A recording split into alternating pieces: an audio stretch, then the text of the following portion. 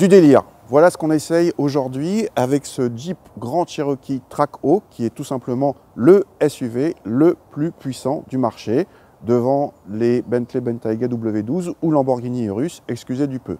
Il affiche en effet 707 chevaux tirés d'un bon gros V8 américain de 6 litres 2 à compresseur, le même que celui qui anime la Dodge Challenger Hellcat. Les 4 roues motrices sont de rigueur évidemment pour passer la cavalerie au sol, couplée à une boîte automatique à 8 rapports. Trackhawk signifie littéralement faucon de la piste, à ne pas confondre avec Trailhawk qui est une autre version du Grand Cherokee extrême, mais là pour faire du franchissement. Le Trackhawk se reconnaît à une face avant plus agressive, notamment avec des extracteurs de chaleur sur le capot et non pas des prises d'air. Il y a aussi les passages de roues couleur carrosserie et les 4 sorties de peau sur fond noir à l'arrière. L'intérieur est plutôt sage en regard de la fiche technique, même si quelques détails mettent la puce à l'oreille, comme le compteur de vitesse gradué jusqu'à 320 km/h. Autre spécificité, la molette centrale sert à régler les modes de conduite de snow à track, et un mode personnalisable permet de régler plusieurs paramètres individuellement. Les sièges ont droit à un gaufrage spécifique et les inserts carbone mettent dans l'ambiance. Le cuir sur la planche de bord est de série et l'équipement très complet inclut pas mal d'aides à la conduite. Petite touche d'humour, une touche éco orne la console centrale. À l'arrière, rien de spécial pour les passagers comme pour les bagages, qui reçoivent le même traitement que dans les autres Cherokee. Ce Jeep Grand Cherokee Trackhawk, c'est avant tout un moteur. Alors ce moteur, déjà, il a une sonorité.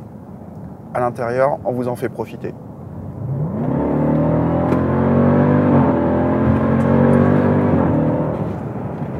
Voilà, il y a du monde. 6 litres 2, 860 Nm de couple. Autant dire qu'il est plein partout. De 1500 tours à 6000 tours, ça pousse partout, il n'y a pas de problème. Au niveau des performances, on a mesuré 4 secondes pour le 0 à 100. C'est un tout petit peu moins bien qu'annoncé, mais ça reste très très vite. Il y a pas mal de 911 qui font moins bien que ça. On est à un peu plus de 22 secondes au 1000 mètres départ arrêté. C'est absolument fantastique pour un engin qui fait quand même 2,5 tonnes. Vous allez laisser pas mal de monde derrière vous. Au niveau châssis, ça se complique un petit peu. Autant le dire tout de suite, clairement, ce Jeep Cherokee Trackhawk, malgré des modifications des renforts châssis, des amortisseurs Bilstein, etc., c'est mieux que les autres grands Cherokee, notamment que le SRT8. Et heureusement, il y a quand même pas mal de puissance en plus. Malgré tout, c'est nettement moins efficace qu'un Porsche Cayenne Turbo ou qu'un X5M, celui de la précédente génération, qui nous avait vraiment bluffé. Notamment dès que la chaussée est un petit peu difficile, l'amortissement n'est pas très bien contrôlé, la voiture est en perte d'adhérence. Au niveau de la boîte, elle est, quand on se met en mode le plus rapide, le mode track, elle est brutale, mais pas très rapide pour autant, donc il y a du retard sur la boîte par rapport à d'autres. Et enfin, en termes de direction, c'est peut-être là où c'est le plus discutable, on n'a pas beaucoup de feeling, et ça c'est dommage. Malgré tout, par rapport aux références que j'ai citées, c'est moins bien donc pour la partie châssis. C'est quand même pas complètement ridicule. Il y a de quoi s'amuser. Alors, clairement, les petites routes, c'est pas son dada. Mais alors, pour le reste, sur autoroute ou sur grande courbe, bah, vous laisserez pas mal de monde derrière, avec un bruit et un côté folklorique assez amusant.